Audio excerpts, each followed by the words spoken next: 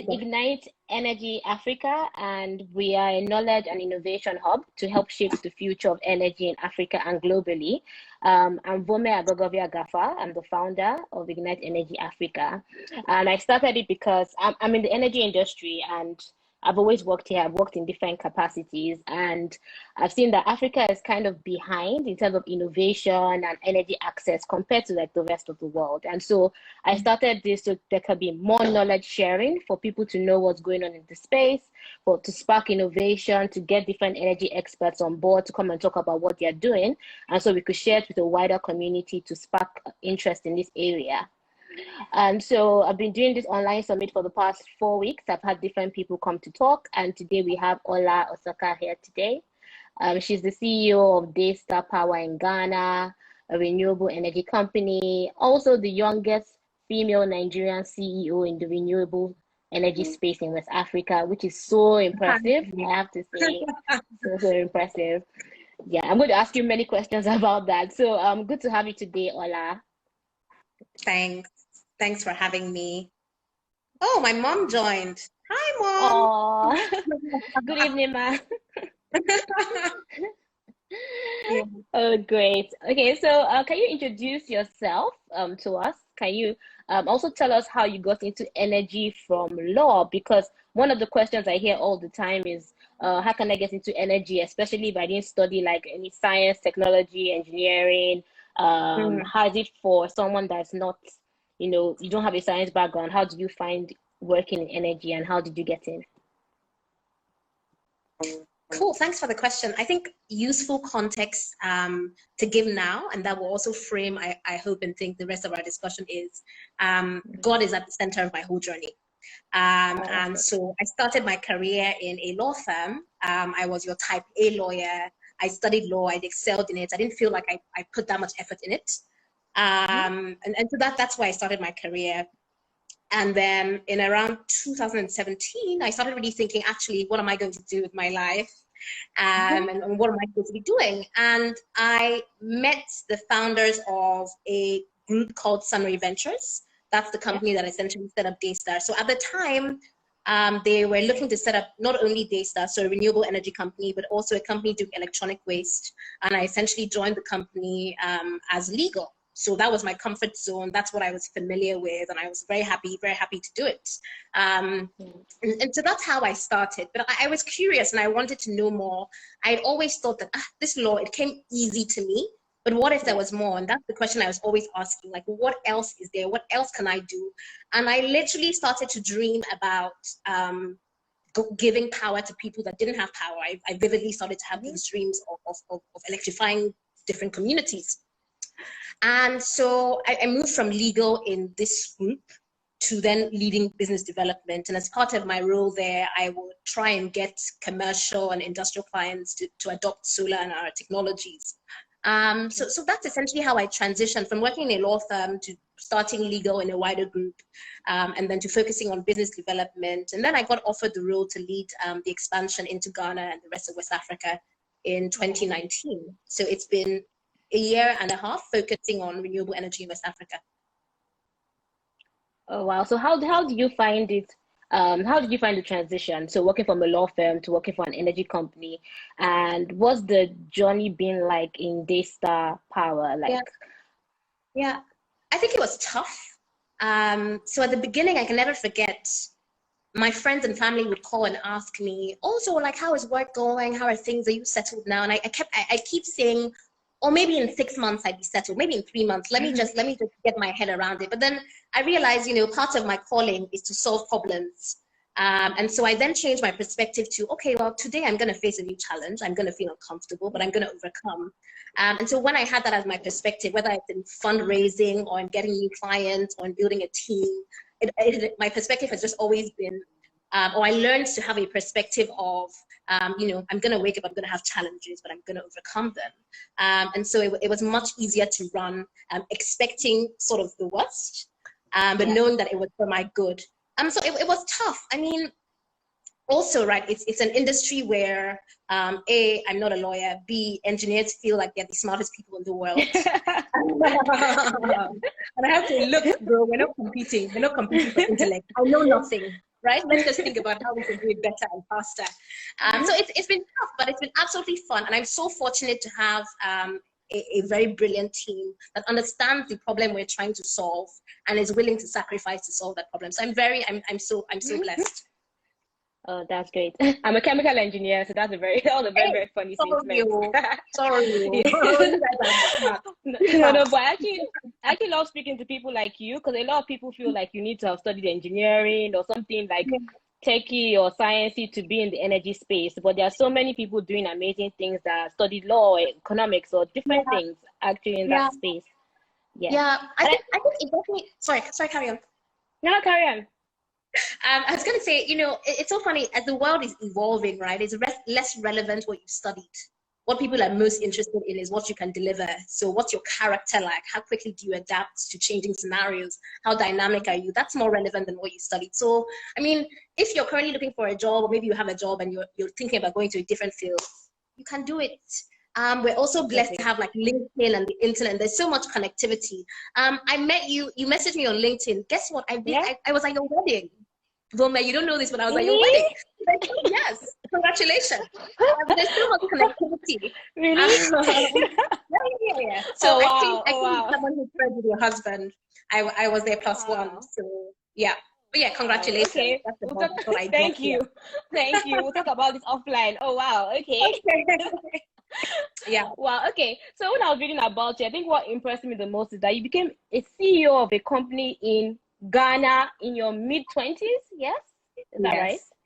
Wow, yes. That's really impressive. And I really wanted to find out what has been your biggest challenge? I would say, like, what has been and what have you learned? Like, what's the biggest thing that you've learned? I think one of my biggest challenges has been my perspective, because to a large extent that sort of limits what you think you can do and actually what you end up doing. So I can never forget when the founders, because just to be clear, I mean, it's not a company that I founded, it's someone else's company. And when they offered me the role, I flat out said, come on, this is a bit irresponsible. I literally said, like, look, I can't. And they were like, why not? But I couldn't see what they could see.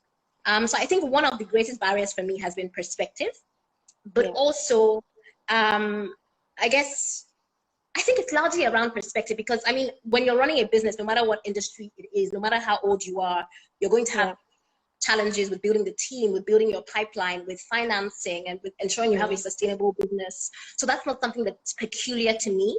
But I'd say for me, one of the greatest challenges was my perspective.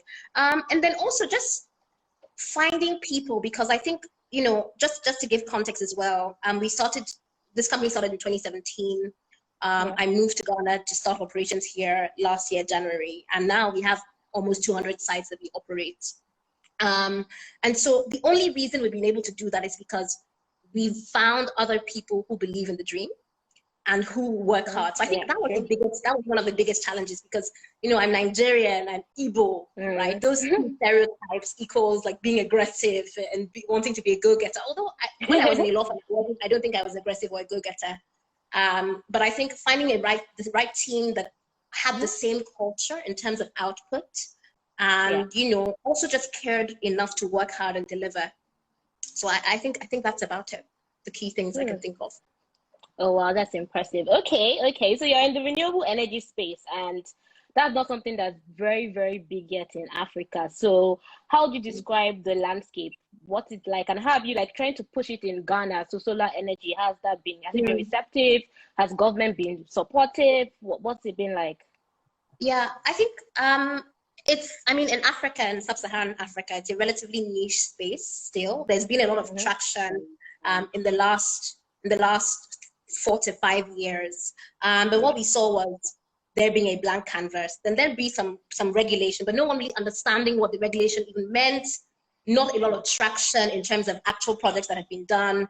But then we started to see, well, particularly even in Ghana, I must say, because you have regulations, but you've also seen the government take a strong stance in terms of supporting the industry. So, I mean, they're like financing opportunities as well, particularly for homeowners, not even the business, but for homeowners. If you want to get solar in your house, the government supports you. We've also seen like the tax and custom duties reflect sort of a move to drive and accelerate growth in the industry. So I think we've come a really long way. I mean, even if you look at also financing coming to sub-Saharan Africa in the last 2 years, we will see that a significant chunk of it outside of technology has been to energy, and specifically renewable energy. Like our company last year, we raised $10 million, right? Like, wow. We just started 2 years ago. So it's indicative that actually the industry is growing. I mean, when I first started, I talk a lot about, when I was trying to win over clients, I talk a lot about environmental benefits. Look, you need to improve your environmental footprint. You consume too much diesel, it's polluting. No one really cares. People say they don't really care. And I mean, in the last 2 years, we've seen the prices of solar come down, right? So now, in addition to the environmental impact, commercially it also makes sense. So I think there's been a lot of traction, and even during and after COVID, I expect to see more traction because the lights have to stay on, right? Definitely, definitely. And what did you work in Lagos before you moved to Ghana in the same company? Yes. So I first started off working on a group level amongst Daystar Power and its sister companies, but then I then started to focus on developing the business in Nigeria specifically. Okay. And how does it differ in Nigeria versus Ghana in terms of like the renewable space? Like, how's it different? Sorry. How is it different?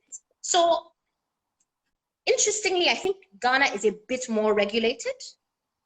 In Nigeria, if you're looking to enter the market, there aren't many barriers to entry. Okay.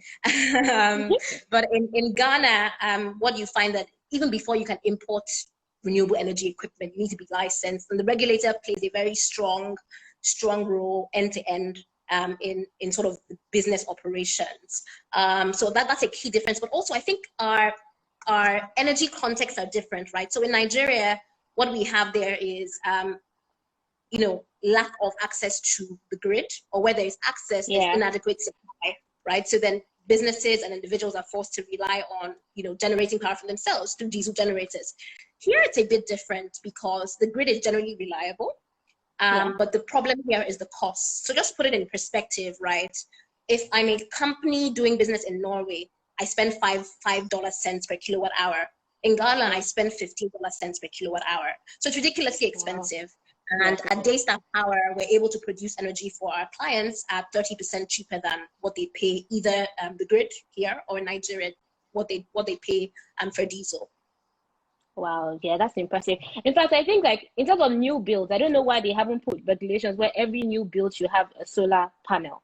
Especially in Africa where there's so much sunlight, it just makes so much sense. And we don't have constant electricity as well.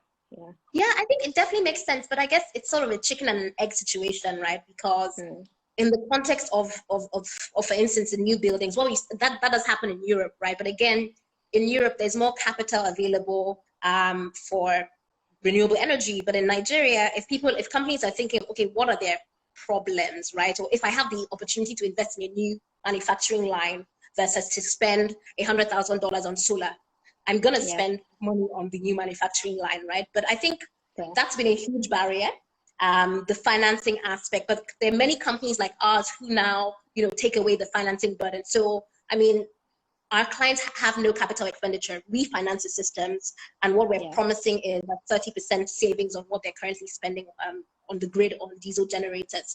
But I mean, I am optimistic, right? Because, I mean, if we look at traditionally, the energy context in our countries in Africa, what we've seen generally is that there's a centralized solution. So in Nigeria, for instance, we have a generating company, generating energy, going to the distribution companies. But if I wanted to electrify my village in Abia State, there's electricity, but assuming there wasn't, it wouldn't make sense for me to build the grid there, because that's very expensive. That will take time, and also it's unreliable. So it's cheaper for me to start exploring decentralized solutions. So if I were to deploy electricity for a manufacturer or a solar system for a manufacturer, it would take me less than 1 month. And that would be 30% cheaper than the grid. So I think we're slowly realizing that, look, our existing electricity scenario is not viable. It's not resilient. This pandemic is showing us this. And we need to sort of diversify and invest in the future, which is renewable energy. Definitely, definitely. And decentralized energy is the future as well. So, like you said, powering a community, you can do that with various types of energy. So you could do renewables, you could do solar, you could do wind, geothermal, and then you can have like off grids and mini grids and different solutions, I guess. So it's just in terms of like actually developing this technology and then making sure it's deployed around Africa. So I guess my next question is, so what do you see, because your company focuses on solar energy? Yes. Right?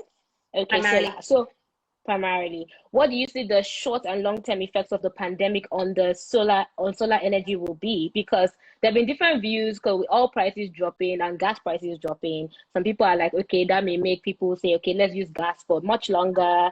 Some are saying, actually, that will make us think renewables is the future, let's do this now. And I agree, renewables is the future, but what are your thoughts?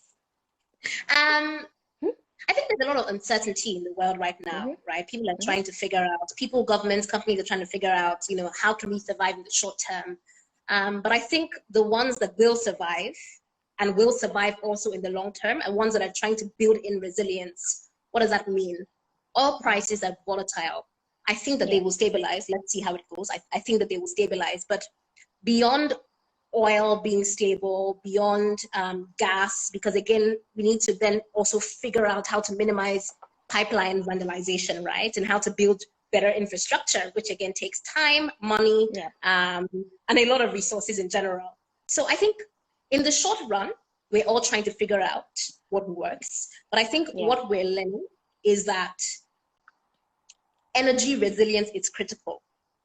For hospitals in the middle of a pandemic, for people to work from home, for me to manufacture and be able to compete with companies that are manufacturing abroad, I need electricity. So, I mean, even if you want to look into my books or look into any company's books, you'll see that electricity is about 30% of their operating expenditure.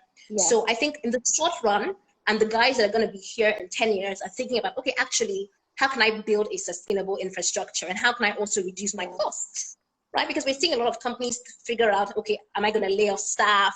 How am I going to maintain my cash flow, etc.? Reduce your costs as a starting point, And the way you can do that is through cheaper, cleaner, and more reliable renewable energy. So I'm saying renewable energy and solar, so it's not like I'm biased. But call Daystar Power, please call us. Call us if you're in business. Definitely. Call Daystar Power, definitely. They're fantastic. But yes, I'm actually quite passionate about energy access across Africa, because I believe that. But talking about global health, you can't have great global health if you don't have energy across Africa. Because like you said, we need it to power hospitals, we need it to test people, testing centers, we need it for a lot of things. And if you have countries that don't have constant energy, then there's going to be a gap in what you're trying to do, even for economic prosperity as well. Coming out of this recession, we need that as well. So it's very key. Your company, so Sunray Ventures, I said that they also have a company called Green Compass Recycling. Is that still going on? Yes, my company is Daystar Power Group, but the parent, the company that set up Daystar Power Group is called Sunray. But yes, Sunray still has a Green Compass, and that essentially recycles electronic waste. Electronic waste, okay. And so were you involved in setting that up as well? Yes, I was part of the pioneer team across the different industries, the different companies in the different industries. So at the beginning, I was juggling a lot of circus balls. But yeah, now I focus on Daystar Power and renewable energy. Okay, great. Because with recycling, I wanted to find out your thoughts about this as well. So, because we're using so many things, we're using a lot of face masks, people are using things just once. There's probably going to be a waste issue coming up in a few months, or even a year, because we're using things really quickly. And then, so what are your thoughts also in terms of like recycling centers? Are there a lot in Africa? Do you feel that there's opportunities to make more? Like, what are your thoughts? Yeah, I think for sure, particularly in terms of environmental benefits, but also in terms of job creation and socioeconomic impact, recycling is, I think it's the next, I'm choosing my words carefully, but it's, it's almost a no-brainer, right? Because I mean, we see in every industry, whether it's plastics, packaging, electronics, right? What typically happens to the end products is that they get thrown away. But what we see in other countries is that, well, these end of life items still have a value. So what you find on the streets of Lagos, for instance, there are a lot of people that are pushing wheelbarrows that have plastics, right? So we find that there's a huge informal sector for recycling, but what is most prevalent is recycling plastic wastes, because I mean, if you look at sort of the demographics and the number of people that drink water in sachets or plastic containers, right? It's the most easily accessible area to start from in terms of plastics. But I do believe there are other companies coming up. I mean, as of 2 years ago, when I was looking in the industry, we were not alone, right? People were starting to realize that, look, there's a huge opportunity here environmentally, but also financially, because this is a $1 trillion industry in other markets, right? But why haven't we untapped it yet? But I think that, you know, looking at opportunities during the pandemic, after the pandemic, we're going to see exactly like Akalaka is saying here, circular economy is the way forward for sustainability. Yes, girl? Yes, definitely. Okay, so that leads on to my next question. But if anyone has any question for Ola, please put them in the comments and we'll ask her at the end. We'll ask her at the end. So yeah, going off of what you said, so what do you see the key opportunities being after this pandemic, or from now, in terms of the energy space, recycling, or just anything else, actually? Generally, I'd say, you know, financial stability is something now that is very critical for companies and for individuals. So, I mean, from the perspective of working in energy, I think the opportunities there are providing cheaper, more reliable, and cleaner energy, right? If we look at, even, I was reading a few weeks ago about the isolation centers in Lagos State. Why were they not calling generator companies to come and install generators? They realized that there's something with solar, right, that makes sense for them to adopt. But I think also technology, right? Because what this period has shown us is that how can we, so in my business, for instance, I'm thinking along the lines, and we also have this in place. So how can I make sure that at every site I'm providing power to, I can remotely assess the situation on the site, and I can also remotely address those issues. So how can we create environments where, with minimal resources, we can resolve issues using technology? I think those are where the opportunities currently lie and will lie going after this. Okay, definitely. Okay, thank you. I totally agree. And I feel like with renewables, there's a lot of opportunity, but there's still quite some challenges. And so with those challenges, there's still a lot of opportunity to do more research development into looking at energy storage and batteries and how we could develop that further as well. So definitely there's a lot of opportunity, I would say. And I feel like when there's a pandemic, everyone's focusing on the challenges and the problems, but sometimes you can lose sight of the great opportunities and the key things. Okay, before I ask you my last question, is there anything else you would want to say about energy, what you do? And can you let people know what you do at Daystar Power? So for anyone that doesn't know about it, and what your role is there, what you do on a day-to-day basis, and then anything else you want to add. Okay, so hi everyone who I've not said hi to already. So I'm the CEO of Daystar Power, and we're a company that provides renewable energy solutions to businesses in West Africa. My role focuses on Ghana, but also I oversee from Ghana, Senegal, and Togo, as well as our expansion to other countries in the region. My role goes from building our pipeline, so getting new clients, managing stakeholder relationships, raising money, building the team, and just making sure we deliver a solution that's sustainable and reduces costs for our clients. That's at the heart of our business.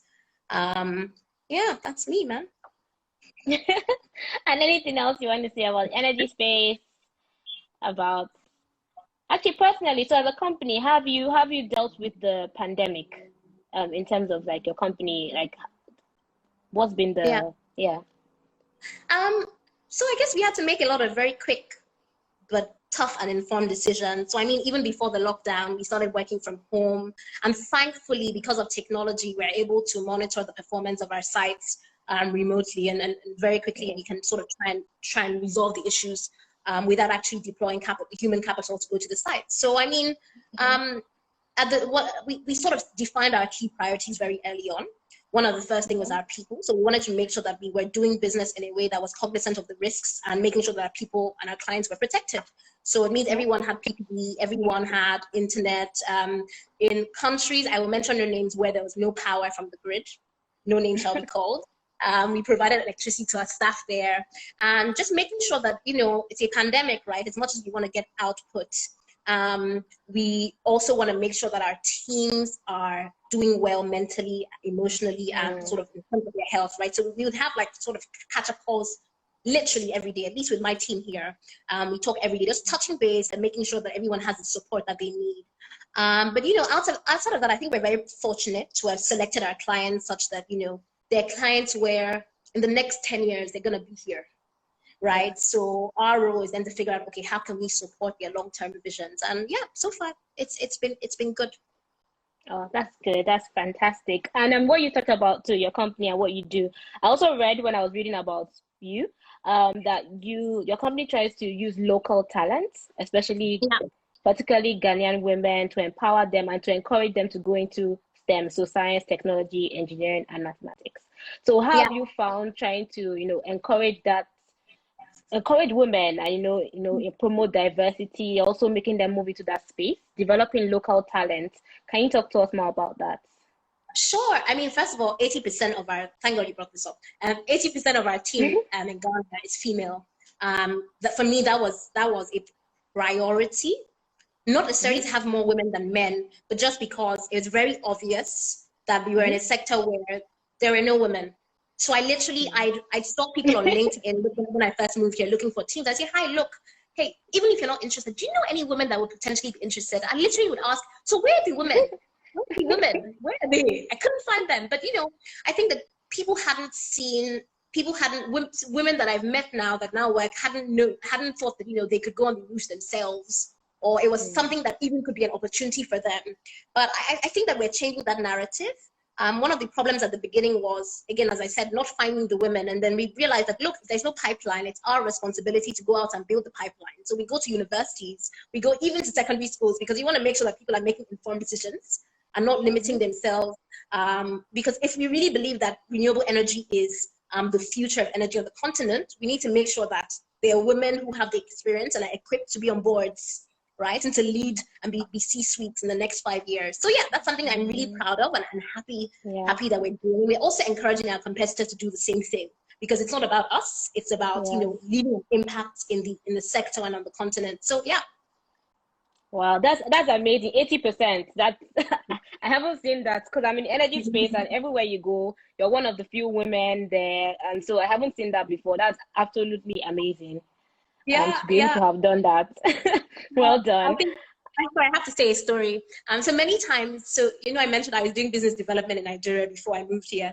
So a lot of, even when I was negotiating, so our clients are sort of like banks, hospitals, international organizations. So many times, even with the clients I'd be negotiating with, it would be men. I remember the first meeting I went to that it was a woman. I hugged her and she looked at me like, I was like, hi, we're going to work together. I'm going to tell you solar. I'm going to save you money. So, I mean, again, you know, it's the thing about your perspective, right? At the time, maybe I felt a bit uncomfortable about it, but I realized if I hadn't experienced that, I wouldn't have had the urge and the passion to make sure that women are included in sort of our journey, right? So I'm thankful. Definitely. And that's another thing I'm trying to do with Ignite Energy Africa, is to inspire people and to show people that there are different people doing different things in this energy space. There are women doing fantastic things. There are all sorts of people, and there's a lot of things going on that people don't even know are going on. So this knowledge exchange, I think, is so important, because you inspire people and then people see what you're doing. I mean, you became a CEO of a renewable energy company in your mid-20s. That's amazing. So yeah, people should know about things like that. So thank you, Ola. I'm going to move on to the questions people have. If anyone has any questions for Ola about her company, being a CEO, being a woman, anything, please ask in the comment section. The first one is, what are your thoughts on biomass for energy production? Is this something? Yeah. I mean, no, it's not something we do. That's like a competing technology. But I mean, I think it makes absolute sense. So if you're a manufacturer and you have waste, right, that you're not utilizing, it makes so much sense and it's cost competitive for you to turn that waste to generate energy. So it's a different industry from the one we're in, but I think it makes sense. And what I love is that we're seeing a lot of manufacturers, particularly in Nigeria, here not so much, but particularly in Nigeria, we're seeing a lot of manufacturers do that, and it makes so much sense. Yeah, it does. And I think the key thing with energy is that I feel like there's no one solution. It's a mixture of solutions. So you need biomass, you need solar, you need wind, you need a lot of different technologies to kind of like meet the energy future demand, and also like because it's also going to double apparently by 2050. It's forecasted to double, and so we need to meet this somehow. So yes, definitely, I think there's opportunities for biomass. Another question says, are there opportunities for smaller players to enter the renewable energy space? Yeah, I say for sure. Because, and the sooner you get in, the better, right? Because even if, you know, things may be challenging now with the global pandemic, I think this is an industry of the future, and the future has already begun. And you want to get in and get first movers advantage. So what we've seen is a lot of capital moving into the industry in the last 3 years, right? And reality is that money is looking for viable companies to invest in.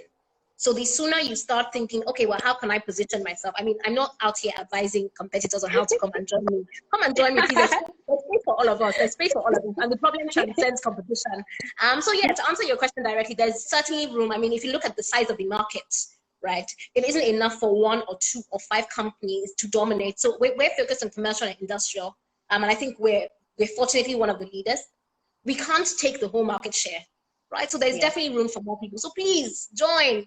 Let our children live in a country where there's electricity.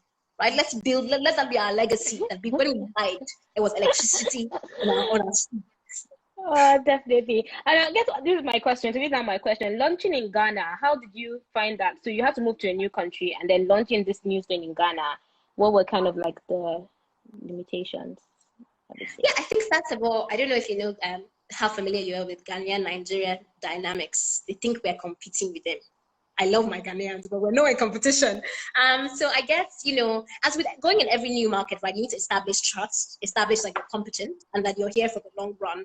I think one of the key challenges was saying, look, I know you have read all sorts of stories about Nigeria, but reality is we've also read stories about Ghanaians. Let's forget that. This is the value proposition. I want to save you money. I want to take power out of your hands so you can focus on building your business.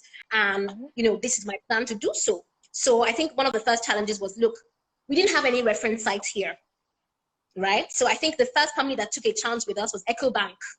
EcoBank was one of our first clients. And through here, we were able to expand to Togo. So we went from 1 site to 2nd site to 6 sites. And now I think we have currently about 12 EcoBank sites installed, including their Pan-African head office. But again, it was a painful process to demonstrate that, look, beyond any narrative or proposal I give you, you can trust that I'm going to deliver and I'm going to be competent and professional. And then again, I keep going back to it about building a team, because we have different work ethics. We have different cultures as it's a different country, right? So how we do things is a bit different. I absolutely love the Ghanaian value system, but it's very different. So, I mean, very early on, we have to establish, like, look, we're a startup here, right? We've just raised money. We can't tell our investors that, oh, Ghana is a slow market. We need to deliver, right? So we then have to think, okay, well, maybe it means in year 1, we're going to work incredibly hard and we're going to be faster and more professional than everybody out there. Let's pretend like we're a bank. Let's pretend like we're not an engineering firm, but we're providing a professional service. Yeah, so I think that sort of perspective was helpful because, I mean, if we're dealing with a bank, it was helpful for them to know that they can call me at 2 a.m. and by 6 a.m. before they've woken up, I've resolved power in their ATM, right? So I guess that's how we built a brand, and that's how we've been able to scale. Okay, great, thank you. I have another question. It said, what would you say the cost is more of a hindrance than awareness or expertise in this space? Would I say the cost is more of a hindrance? The cost is more of a hindrance, yes, than awareness. Yeah, I think so. I think so, because in 2020, the times we're living in, right? I mean, very early on when we first started, I speak to prospects and they say, oh, look, my uncle's house burned from solar, so I'm not interested. Now we've seen like successful cases, so we know that the technology works. I think the general barrier has been high upfront costs. But like what my company does is we finance the system. So if I'm offering a solution to a company, they're not paying anything. Yeah, I'm taking the upfront cost and I'm spreading the cost over time, and all they're getting is cheaper power. So I think, for most companies that you talk to, it's the cost. They're very cost sensitive and they're trying to reduce their bottom line. So once you're able to find out how to solve the financing element, then there's a huge market waiting for you. yeah. And renewable energy actually has lower operating costs. So right now, during this pandemic, oil, gas, coal is going down, is slowing down, but renewables is actually growing. It's forecasted to grow 5% this year because it has lower operating costs. So initially, it's high intensive in terms of capital, but then operating cost is quite low. Yeah. Definitely. But even the upfront cost, I mean, in the last 2 years, right, I think the cost of solar has gone down by almost 20%. So the assets themselves, the costs are reducing. And I mean, if we look at the batteries, because that's even a more expensive cost element, we're seeing like R&D coming from the leading manufacturers, Tesla. So we know that in the next few years as well, we're going to see reduced battery costs. So yeah, it's super viable. It's super viable. Yes, I agree. Next question says, in the era of promoting the girl child, I love this, what advice would you give aspiring young females or girls in your field? Believe, don't be trapped in your own mind, and don't create unnecessary barriers when you are walking on a path without barriers. But 2, take a chance. So yeah, if you believe, don't just sit with your belief. Thank God for LinkedIn, thank God for Instagram, reach out to people. Before you do so, just be deliberate, think about what you want in life, and don't be afraid to go for it. What I found, even in terms of people I've hired over the last 4 years, I don't think there's anybody that's ever reached out to me stating clearly their value proposition that I've ignored. So you never know unless you try. So maybe it's not a right fit, but that's not something that should deter you from trying again, because maybe it's also saved you investing 3 years of your life in something that may not work out for you. Yeah. So believe and push and speak to people, because I mean, there's so much connectivity. I can't overemphasize that, right? The people I've met just from the internet, and I just recently downloaded Instagram during this pandemic. But even so, wow, yeah, so I've not had it for many years.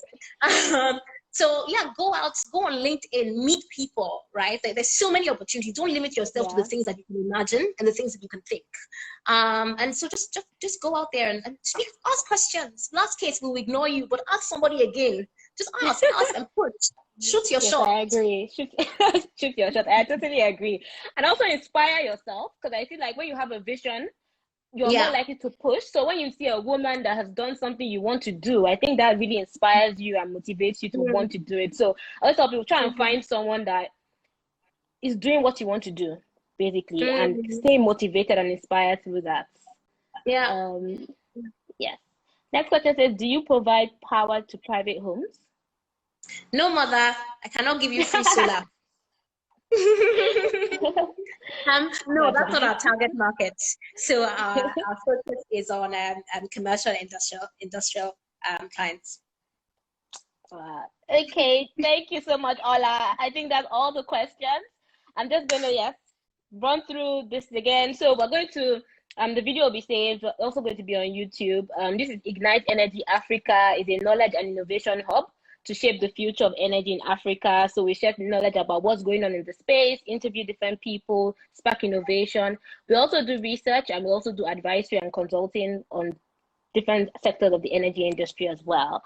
And today we had Olaedo Osoka today. She's the CEO of Daystar Power in Ghana. She's amazing. I totally enjoyed speaking to her today. And if you have any solar power needs, contact her company, and I'm sure she can sort you out. And then I put my Instagram, Ignite Energy Africa, as well. Thank you. Thank you so much, Ola. Thank you so much, well done, and all the best. Thank you, and thank you so much for watching and listening today. Everyone has come on, and yes, have a good evening.